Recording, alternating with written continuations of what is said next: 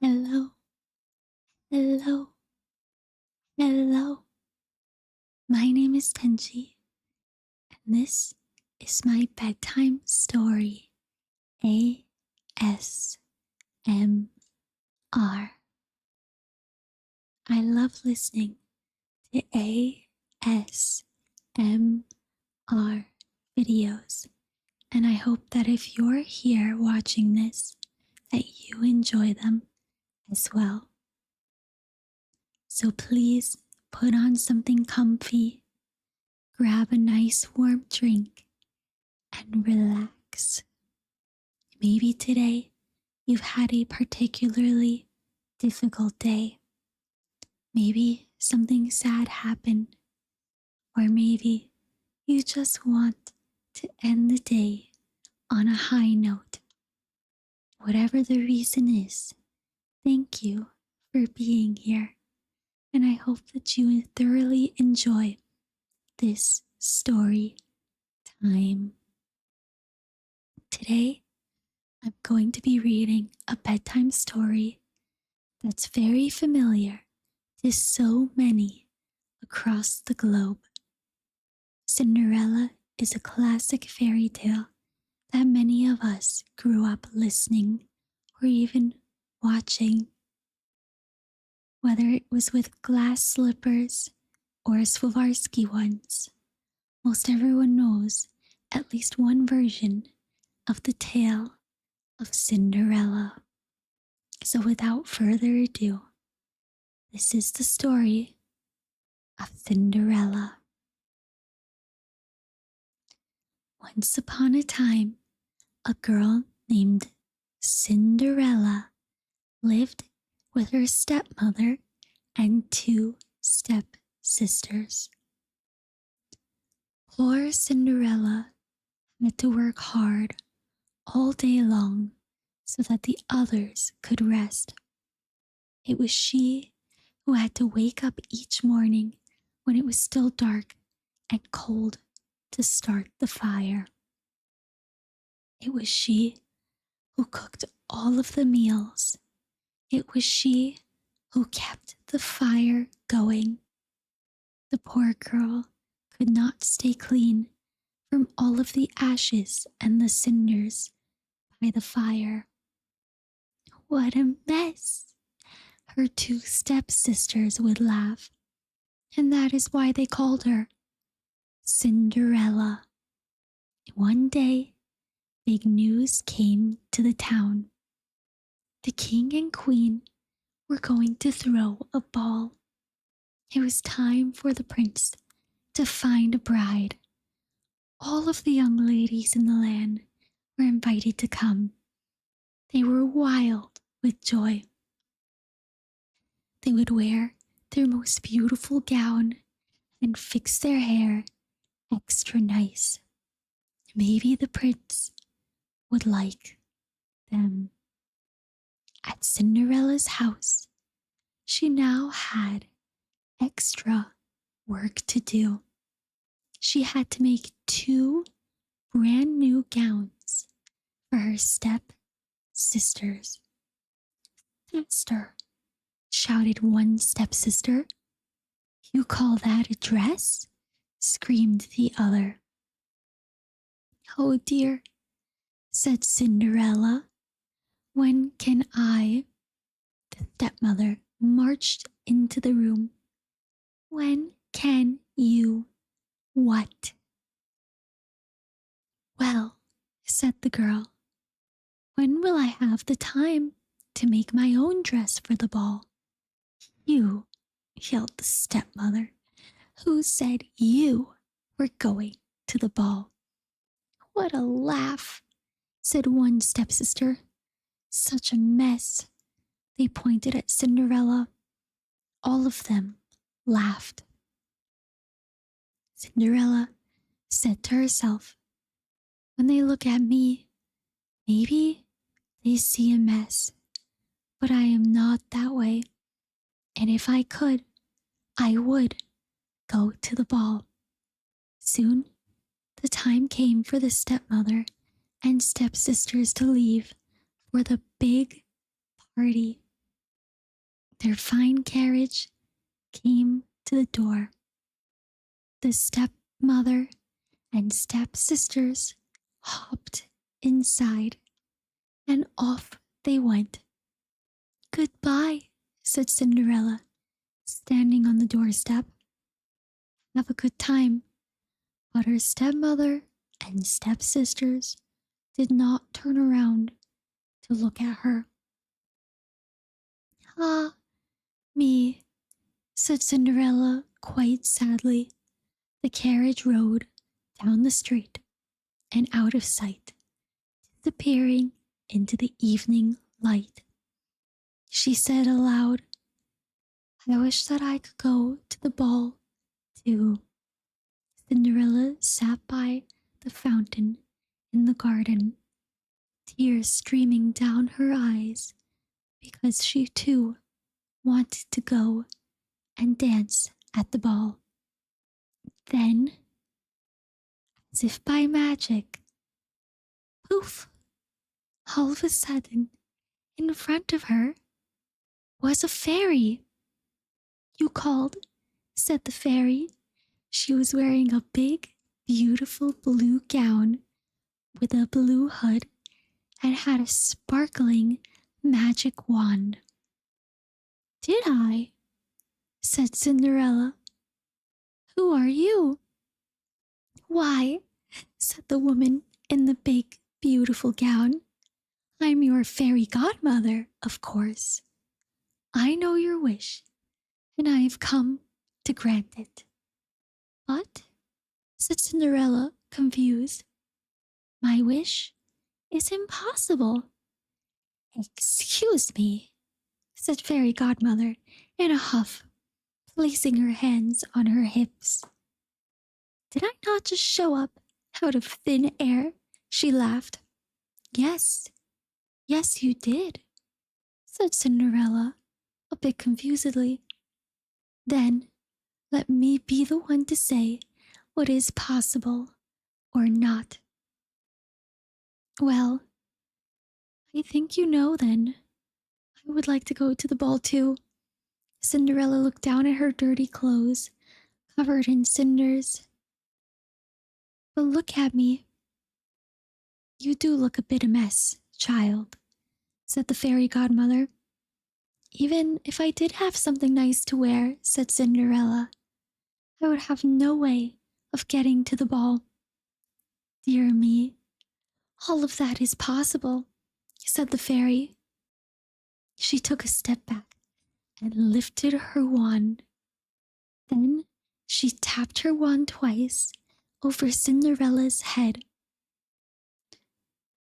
A stream of light came out of her wand, surrounding Cinderella and encapsulating her. Suddenly, her dirty clothing were no longer full of cinders. They were no longer torn either. All at once, Cinderella was clean. Her hair was made into a beautiful style, and her dress had been turned into a large blue ball gown. "This is wonderful," said Cinderella. "Who said I was done?" said the fairy godmother quite wisely. She tapped her wand again, this time at the mice in the garden, and all at once the mice became 4 white stallions. Once more, the fairy godmother turned to the pumpkins in the garden. "I'll pick this one," she said, pointing to the largest of them all. And with a tap of her magic wand, the pumpkin turned into a large, dazzling carriage. "Am I dreaming?" asked Cinderella wistfully, looking around her. "It's as real as it can be," said Fairy Godmother. "Oh, but I almost forgot. Show me your shoes." And Cinderella did, showing the Fairy Godmother her flat shoes. "You can't go to a ball in those shoes," said Fairy Godmother. She aimed her magic at the shoes on Cinderella's feet, turning her plain dirty flats into sparkling glass slippers. There is one more thing you must know before you could go, said the fairy godmother. What is it? Asked Cinderella. All of this magic will only last until midnight. Tonight, when the clock hits the final stroke, it will all be over. Everything will go back to how it was before. Then I must be sure to leave the ball before midnight, said Cinderella. Good idea, said the fairy godmother. She stepped back to take a look at all she had done. My work here is done, and with that, the fairy godmother disappeared. Cinderella looked around her, her eyes wide. Did that really happen? But there she stood, in a fine gown, with a gold band in her hair, and 2 glass slippers on her feet.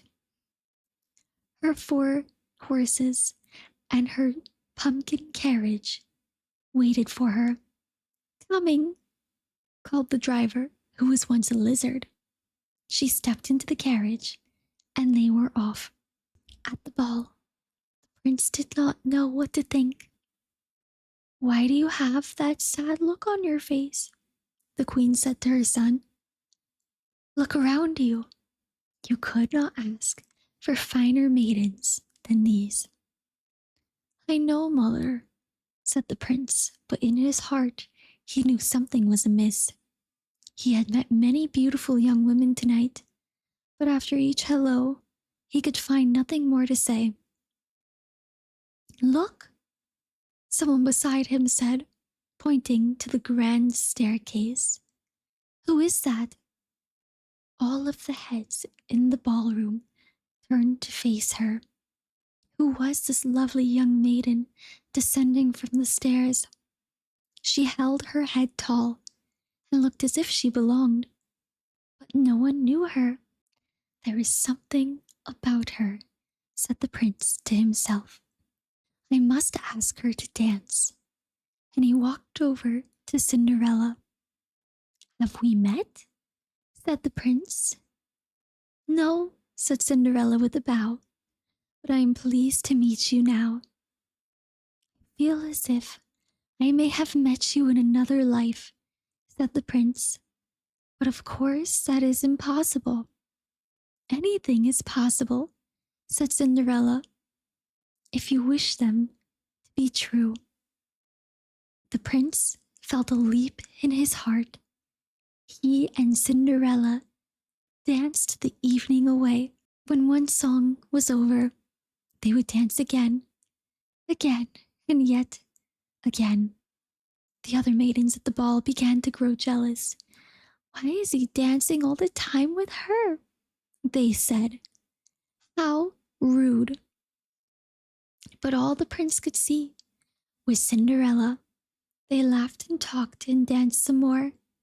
In fact, they danced for so long that Cinderella could not see the clock. Ding, said the clock. Cinderella looked up. Dong, went the clock. She looked up again. Oh my, she cried out. It's almost midnight. Ding, rang the clock. Why does it matter? Asked the prince. Dong, called the clock, as if to remind her once again.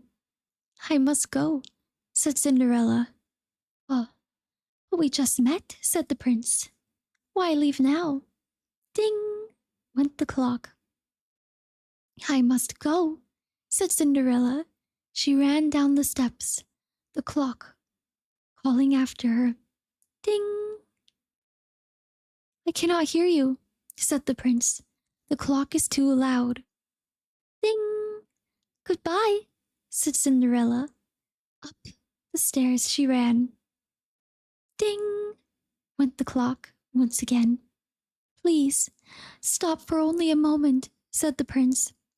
Oh dear, she said. as one of her glass slippers fell off her foot and onto the stair. But Cinderella kept running up. Out of the ballroom she went. Please, wait a moment, begged the prince. Ding! Rang the clock. Goodbye. Cinderella turned one last time, and then she rushed out the door.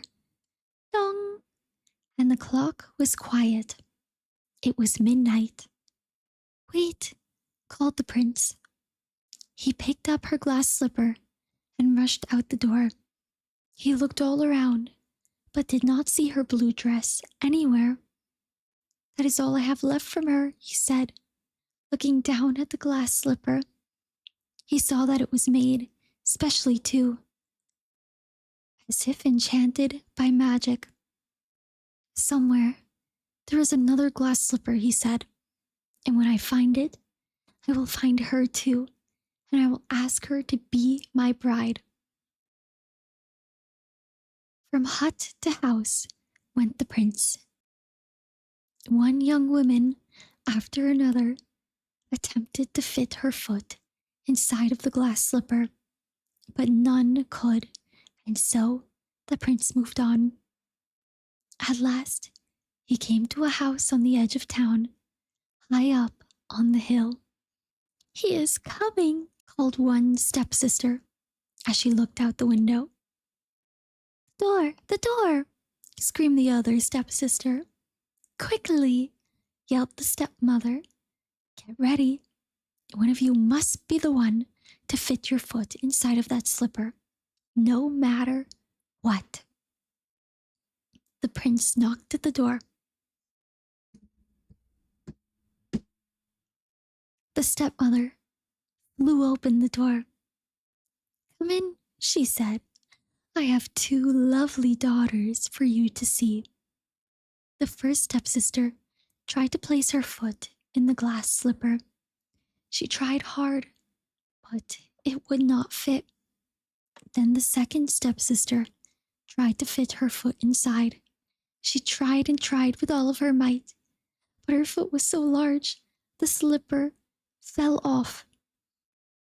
Are there any other young women in the house? Asked the prince. None, said the stepmother. Then I must go, remarked the prince. Maybe there is one more, said Cinderella, stepping into the room. I thought you said there were no other young women in here, said the prince. None who matter, said the stepmother with a hiss. Come here, said the prince. Cinderella stepped up to him. The prince got down on one knee and tried the glass slipper on her foot. It fit perfectly. Then, from the pocket of her slipper, Cinderella took something else out. It was the other glass slipper. I knew it, cried the prince. You are the one from the ball. What? Shouted one stepsister. Not her, screamed the other, devastated. This cannot be, yelled the stepmother. But it was too late. The prince knew that Cinderella was the one. He looked into her eyes. He did not see the cinders in her hair or the ashes on her face. I have found you, he said. I thought it would be impossible. Oh, but nothing is impossible as long as your heart can make a wish, said Cinderella. And so Cinderella and the prince were married, and they lived happily ever after. I love a fairy tale with a happy ending, don't you? Thank you so much for watching this ASMR storytelling video. I hope you enjoyed it, and I can't wait to see you in the next one. Have a good night.